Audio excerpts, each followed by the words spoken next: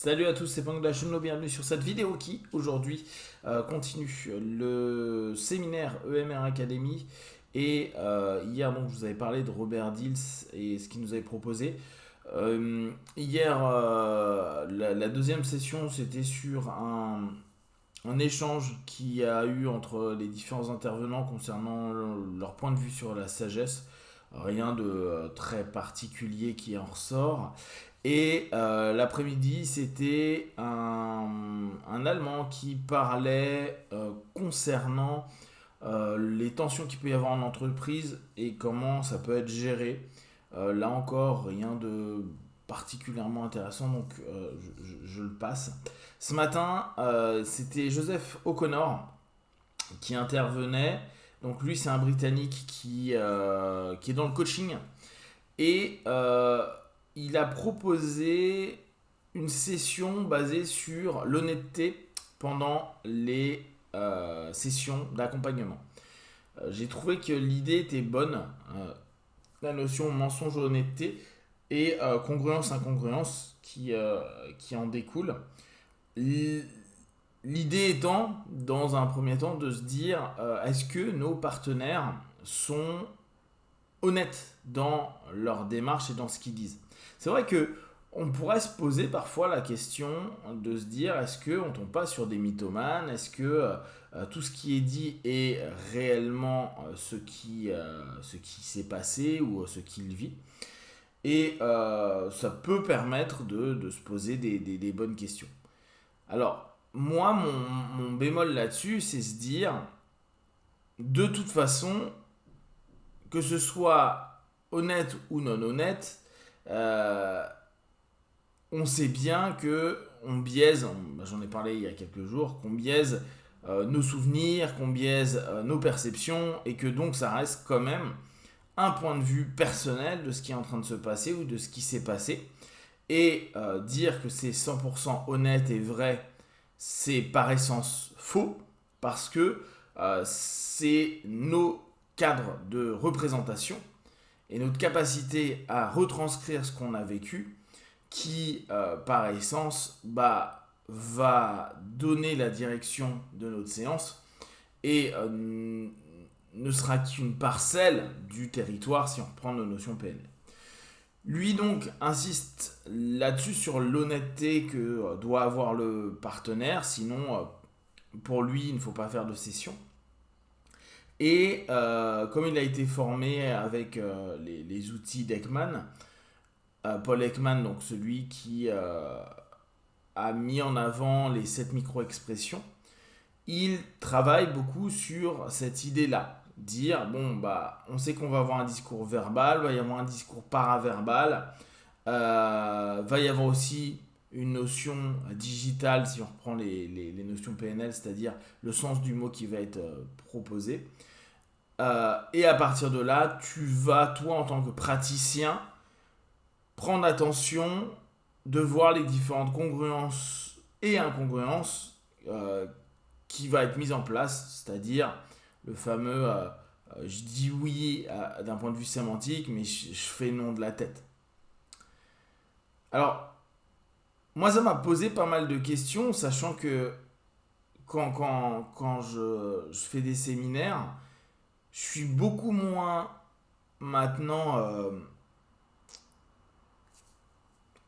comment dire, clair et absolu dans cette notion, par exemple, de dire ah regardez, il dit oui mais son visage dit non, ou il y a une micro-expression qui dit l'inverse, etc.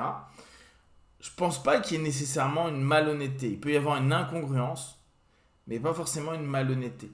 Euh, la malhonnêteté entraînerait une dynamique de mensonge, et la dynamique de mensonge est souvent quelque chose qui est euh, volontairement mise en avant. Ce qui pour moi n'est pas toujours le cas, voire même est rarement le cas quand on a ces espèces d'incongruence entre un langage paraverbal et un langage verbal. C'est pas parce qu'on a des parties de nous, et ça c'est toujours intéressant, on fait plein de thérapies des parties, on parle beaucoup des partitions de nous-mêmes, et et donc, on peut très bien avoir des messages antagonistes à l'intérieur de nous qui font que on n'est pas forcément euh, hyper au clair par rapport à ce qu'on veut réellement et le discours que l'on met en place. Reprenons ce que je vous ai proposé il y a une semaine, je crois, concernant les masques. Les masques, on les exploite par rapport à la perception qu'on a de nous-mêmes et surtout sur l'orientation qu'on veut montrer de nous au monde et qu'on aimerait nous-mêmes devenir. En gros, on présente une partie de nous un masque qui n'est qu'une partie de nous et qui est souvent une partie de nous qui est idéalisée et rarement une partie de nous réelle. Déjà, il faut avoir une certaine connaissance de soi pour savoir qu'on est en train de mettre un masque. Alors, imaginez, dans ce contexte-là d'incongruence, cette notion où on ne se connaît pas vraiment, on propose un masque qui n'est pas vraiment nous, mais on a tout un discours et un cheminement logique qui correspond à ce masque-là. Et par rapport à des questions et des situations, on va avoir une réponse du masque et une réponse de notre être plus profond, mais qu'on ne connaît pas forcément, parce qu'on a davantage mis d'énergie à projeter ce que l'on veut être plutôt qu'à découvrir qui l'on est. Ça ne semble pas forcément un mensonge, ce qui va être dit par le masque. Parce que il y a des moments, c'est tout simplement la perception qui veut être reconnue par nous-mêmes, qu'on est en train de projeter, ou une partie de nous qu'on capte et qu'on va peut-être surexploiter et exagérer. C'est pas pour autant une direction de faux. Dans cette notion-là, on peut quand même bien constater que il peut y avoir le nous plus authentique, moins masqué, qui peut exprimer quelque chose, et le masque qui propose autre chose.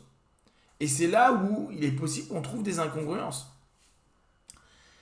De là à dire, bah voilà, automatiquement, il y a du mensonge, il y a dès lors, et là il reprenait donc les 7 micro-expressions qui vont être la colère, la peur, la surprise, le mépris, la joie, le dégoût et la tristesse. Bah, automatiquement, ouais, on peut voir ça, mais à la place de dire il est en train de me mentir, on peut se poser la question, ok, il y a une partie de lui qui est en train de montrer telle émotion. Il y a ça qui vient de ressurgir. Alors, ce qui est intéressant, c'est qu'il dit à un moment, l'émotion est une information, un signal, et après, en fonction de nos cultures ou de ce qu'on a envie d'orienter comme conversation ou comme image de ce qu'on est en train de proposer, on peut tenter de recontrôler et reprendre pouvoir sur l'émotion qui vient de surgir. Mais là encore, il n'y a pas forcément mensonge. Il y a peut-être ensemble des éléments inadaptés qui fait que je ne peux pas montrer que je suis en colère ou que je méprise ce qui vient d'être dit ou que je suis dégoûté de ce qui vient d'être dit. Prenons un cas mais ultra simple. Je suis en train de manger quelque chose chez quelqu'un, ça me plaît pas, voire même ça me dégoûte. J'ai une micro-expression de dégoût un instant quand on me demande ce que j'en pense. Mais socialement, je peux pas dire désolé, c'est dégueulasse. Ou désolé, j'en veux pas, alors que la personne a dit ah, mais je l'ai fait spécialement pour toi, blablabla. Donc, il va y avoir là clairement un mensonge, on est d'accord. Mais il y a quand même cette notion où il y a inconsciemment, plus ou moins inconsciemment, on va dire, de la pression sociale, systémique, qui peut entraîner ce partitionnement de soi. Et dès lors, là, mon exemple est plus sur du mensonge, j'avoue, mais on va trouver plein de moments où c'est pas une recherche, quoi, il n'y a pas une envie de de masquer quelque chose. C'est juste que tu peux peut-être pas laisser une colère ou un sentiment de satisfaction à ce moment-là intervenir. Et donc, tu vas avoir un truc que tu vas vite réprimer parce que tu es dans une démarche qui fait que il faut que tu restes focalisé et que tu ne sortes pas de cette focalisation pour aller vers une émotion X ou Y. Et là-dessus, je trouve que le thème est ultra intéressant.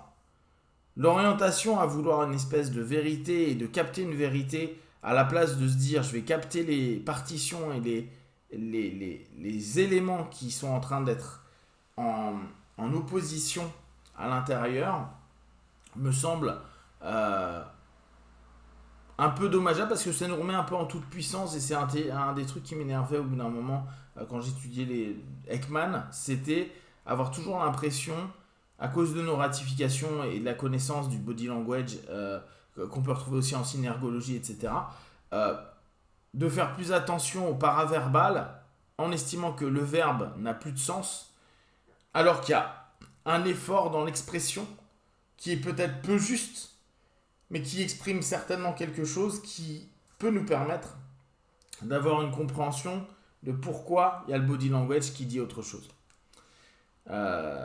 Donc là, ça se finit dans 10 minutes. Dans 10 minutes, il y a Pouslik. Donc c'est le dernier du séminaire, des 2 week-ends de séminaire.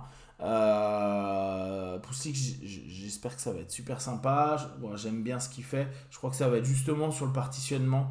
Lui, il a une méthode sur une espèce de thérapie des parties qui est sympa. Donc je vous ferai le débrief, je pense, demain, si c'est intéressant, s'il n'y a rien de spécial. Je passerai. Voilà, si vous avez des questions, des remarques, partagez sur Facebook, YouTube, j'y répondrai le plus rapidement possible. Comme d'habitude, de tout ce que je propose, ne prenez que ce qui est bon et juste pour vous. Testez, observez, analysez et concluez. Be one, ciao.